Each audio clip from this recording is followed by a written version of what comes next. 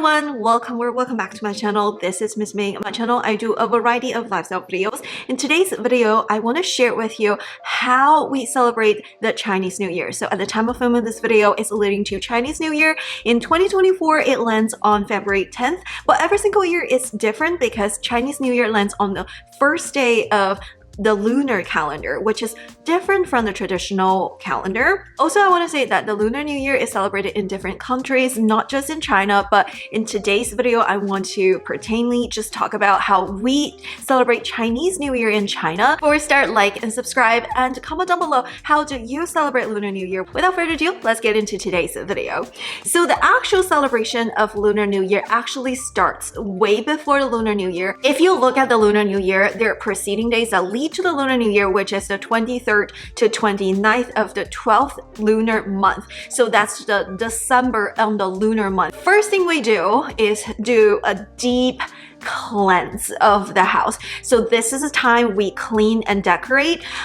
So the cleaning here is twofold. The first thing is, of course, we want to clean the house in celebration for the new year. If you're having like Lunar New Year parties, inviting family and friends, and of course you want your house to be clean. But the second reason why we do a deep cleanse is really symbolic, is that we want to like let go of the past to invite new possibilities, like new things in our new year. What we usually do is not only we deep clean, but also we declutter. We'll go through the things that no longer serve you and we just declutter, let it go. Kind of like a KonMari method, but not to that extent. When we do the house cleaning, the deep clean, it's not only just to clean like the physical space, to clean, to wipe, to vacuum, to mop, but also like declutter our closet. We declutter things that we no longer serve you. Even in a mental space, sometimes we declutter even our cell phones and stuff like that. It's just really, it's symbolic as much as it's like a physical cleanse.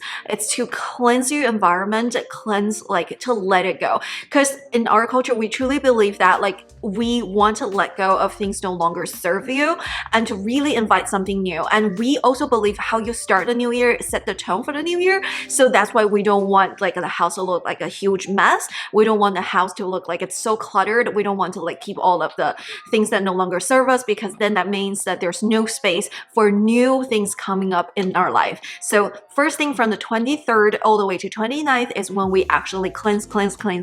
After we cleanse, decorate a house, we usually put like things, the red paper cut, the paper art on our window, and that is why we want to clean our window as well. You don't want your window to be dusty and then you put the paper on top. It just doesn't look that great. So after the deep cleanse, we will decorate a house. The main thing we do to decorate a house is, first of all, we put a word fu, which means fortune, it means luck, it means like abundance. Really in English, there's not a one word that actually describe it. It's blessing that we have in life, including fortune, including health, including enjoyment, joy. It's really the blessing, and we will put that particular word fu actually on our door. We will put it in the front door, but we also sometimes put it like in our kitchen door, like within our house, and we always do it upside down. Okay, so please note that not everyone believes that we need to put it upside down, but the majority of the people in China, they actually put food upside down, because when you actually hang something upside down in Chinese, it's called Dao. Dao also sounds like a different word that has the same sound but different meaning. It means arrived. So basically, if you hand that blessing word upside down, meaningfully it means blessing arrived. Notice that like in China, we have the same pronunciation for completely different words. That makes Chinese such a harder language to learn compared to other languages, is because Dao, that means arrived, is actually written differently from the Dao word that it means upside down. But pronunciation wise, the tone wise is exactly the same. That's why we use those words to symbolize that, hey, the blessing has arrived. We will also hand some like red paper art by our window. Look through the window, you can see those pretty paper cut that's in the red color. We will also hang 对联. in front of our front gate. So usually we have one on the right, one on the left, and the forwards, usually forward, sometimes three at the top. So this is what we called 门帘. So that's when we decorate the door, and you actually read from right to left. You always read from the right and then read the one on the left, and then you read the top one from right to left. Traditionally in Chinese literature, we actually read from right to left instead of left to right, from top down and right to left. It's the exactly opposite from the English, but nowadays we actually write it the way English does, so that like when we learn English, it's not so confusing. Another thing, you will see characters, it usually symbolizes something like that's very fortunate, a really blessing, like things you want to happen in your life. Sometimes it's more like peace focus, sometimes it's health focus, sometimes it's like fortune, depending on where you hang it. Usually around the household, we hang something about like 平安, like to be safe. We hang something about health, but usually if you see those around like business, you will see like money coming in and stuff like that. That speaks to the New Year shopping. Of course, all of these things we will go to the market to buy. Sometimes in the past we will buy from farmers market, and now we just shop online. So New Year shopping includes a lot of different things. So in addition to shopping for 年货, which is like these decorations, but also like nuts and a lot of snacks, some candies. Usually in the past, in China, we actually don't eat a lot of candies, but the one day of year that we actually eat candies and sweets is the Lunar New Year, because eating sweet things symbolizes that sweetness in the new year. Enjoyable, so we usually eat candies. So when we go New Year shopping, so we buy several things. The first one is we buy a lot of nuts. Then like during the New Year, if people visit you, take out these 年货, these nuts and candies to treat your friends. My family, they will buy a lot of snacks, including like beef jerky, like wafer cookies, like things that we're not allowed to eat all the time, like those candy and stuff and snacky stuff, and they will create those bundles for kids in the family. And that's also something people did when during the New Year shopping time. So the next one is, so usually before the New Year, we go to the cemetery as well. We have a particular holiday just for like visiting our ancestors and people who have passed, but sometimes we will go to the cemetery to visit our ancestors and people who have passed, and we will offer incense. We will burn some incense, burn some fake money there. Usually we wait for Qingmingjie offering to our ancestor, but usually before the New Year, we also want to that we're not just celebrating ourselves, we're also like not just the living, but also the dead. Thank you so much for blessing us for another year, and this is like, you know, hopefully we'll have another great year, and here are some cookies and treats for you as well. So we'll make offerings for the people who have passed. So in Chinese culture, we believe that people who have passed, they are still living but in a different world, and there are ways that we, like if we burn fake money and stuff like that, if we burn treats, we offer them to the another world. And the majority of the celebration of the New Year is New Year's Eve. Usually every single person will have about 6 days off during the Chinese New Year, and the first day off is usually the New Year's Eve. Unless you work in like retail, unless you work in like grocery stores and stuff like that, you will get a day off starting the New Year's Eve until the 5th day after the New Year. So you have a 6 days. The days will land on the weekend. On the New Year's Eve, we will paste the Spring Festival couplets, and those are the 对联, 春联 that I talked about before, that we bought before, and we will actually like put them on before the New Year's, like on New Year's Eve. And the most important thing is we will have a family reunion dinner. So there are things that we have to have on the table if we can afford it. The first thing is fish. So fish also means you have something to, fish also has the same pronunciation as the word spare. So we want to have things to spare in the new year. We don't want to just make enough barely to make a living. We want to make enough money to make a living, but also to spare some savings and enjoyments and vacations. So one of the most important thing is that you got to have fish on your table, and also have other courses of meals that, like chicken, beef. We usually want something that's like flying and something that's walking. Usually it symbolizes that you are able to be successful in other like different path, no matter if you're flying. After the family reunion dinner, it will get dark outside around 7 or 8. That is when we set up some firecrackers. Usually we don't do much until the actual like crossing over the time around midnight. Actually stories in the past where like there was like a monster called Nian and you set up firecrackers because the monster Nian hates loud noises and used the firecrackers to scare them off.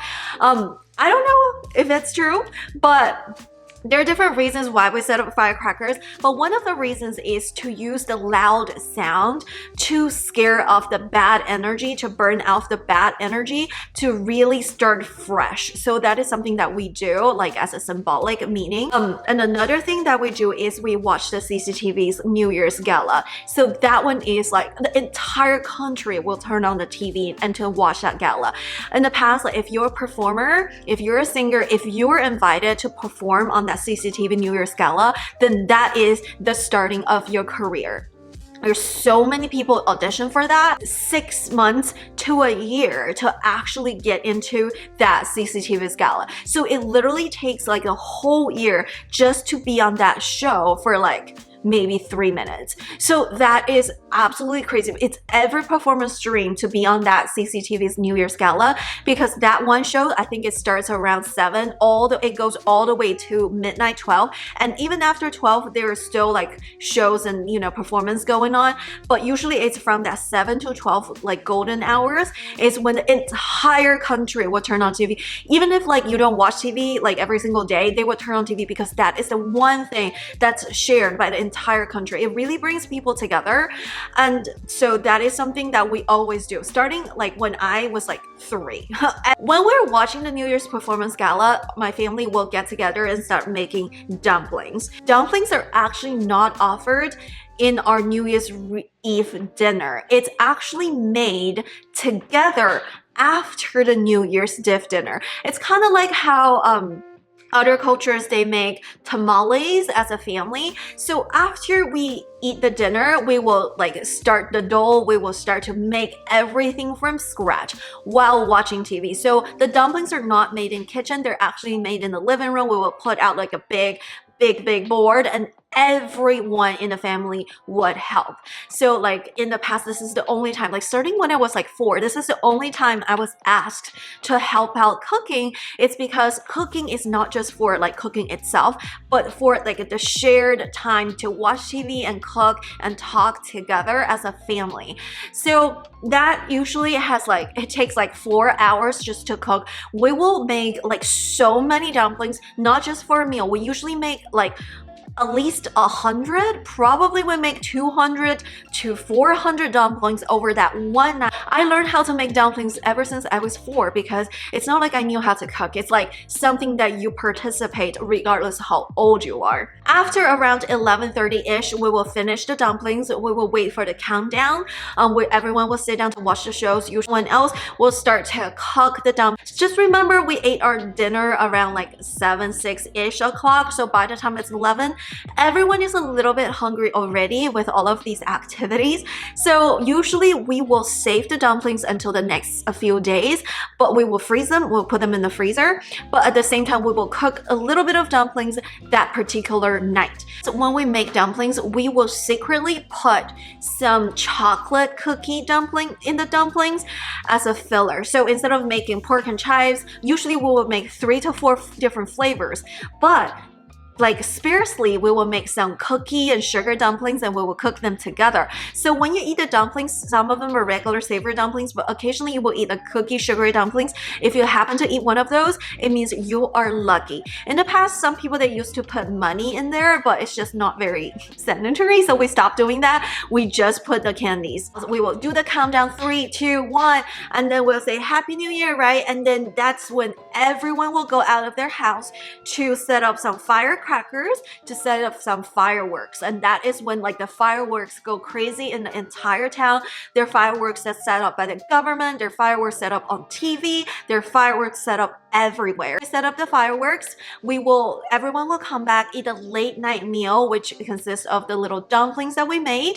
And usually we don't eat a lot, usually we just eat like 3 to 5.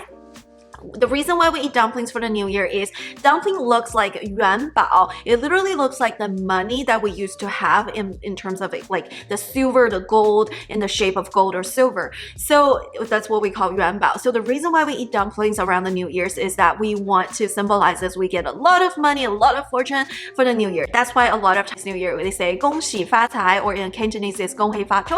It doesn't mean Happy New Year. It actually means wish you rich because we love that good fortune coming in to feel the abundance. So after we eat the dumplings is when the elderly give the red envelopes to the young children. So usually you receive young envelope until you started working or you get married. Once you get married or once you start working, it means you're achieved independence and you no longer need the red envelope from the elderly. So usually what happens is right after we eat the dumplings, all the grandmas and the aunts and uncles will take out the red envelope. This is my favorite part. Will give the children in the family. Usually it consists about 20-ish US dollars. That's equivalent of 100 Chinese RMB. Due to the inflation, it used to be a lot of money, but it no longer is a lot of, you no longer can buy a lot with 100 RMB yuan.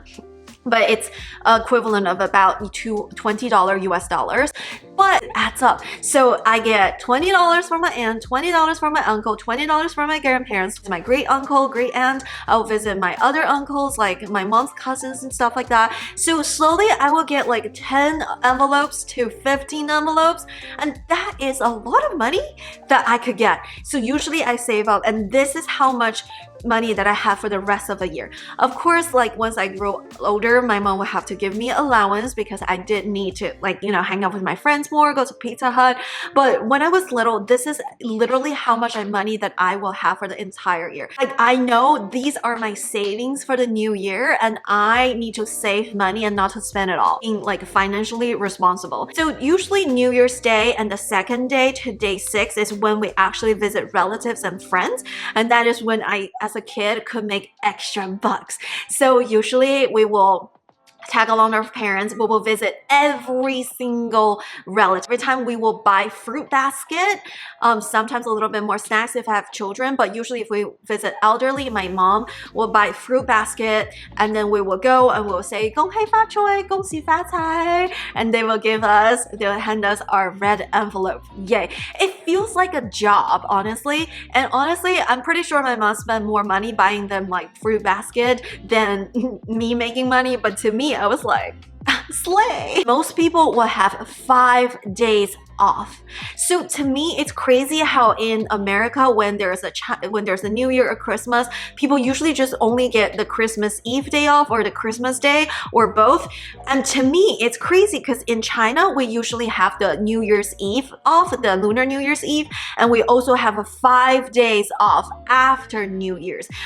Usually we go back to work around day 6 or day 7. And of course, it encompasses a whole week off, right? So technically you're getting 5 work days off, and then you enjoy the weekend and you go back to work around day 6 or 7 depending on how the calendar lands. And you may be saying, no, but when I go to China, the grocery store opens and this open, that open. That is true, but if you work extra hours during this time, you're actually paid extra. And also if you work for like those like farmers market, sightseeing, if you're selling these things, some people, they can make their like 3 months of living just over this one holiday. Like, so sometimes like there are farmers from other country, from other cities, they'll go to Beijing and they will open their business like during those like festival fairs, and they will open their stand for 7 days, and they will make so much money that's enough for them to make living for 3 months, and they will go to the next festival fairs and they will sell different other things. So for some people, that's actually their business model, just to work during the holidays.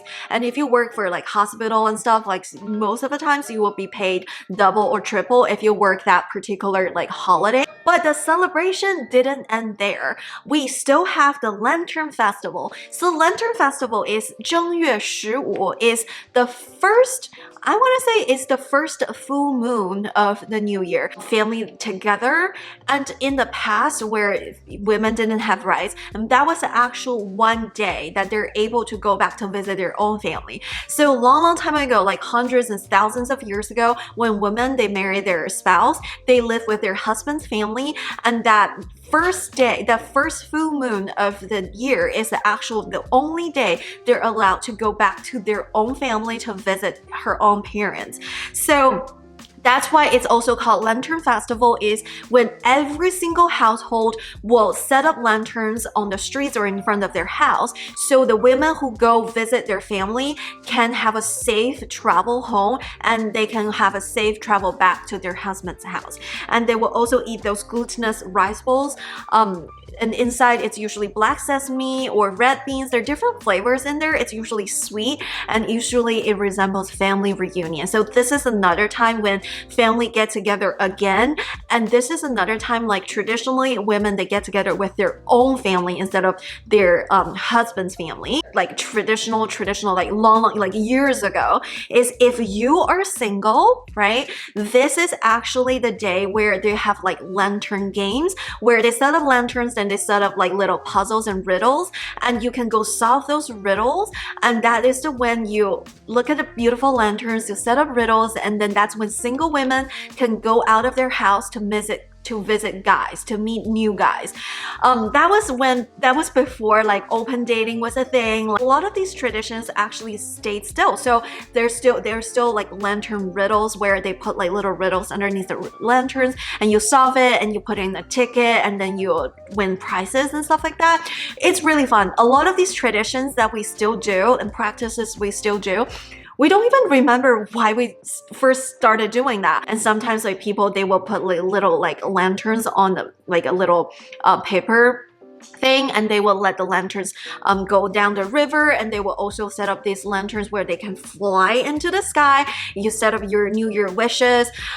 It's just so much fun, and that is the day 15th, and that is a full moon night on the lunar calendar. That's it for today's video. That is how we celebrate the Chinese New Year. But please note that even within China, different regions of the country actually eat slightly different things during the reunion. Not every single culture eats like the dumplings the way our like northern Chinese like people from Beijing do, but they'll be very similar.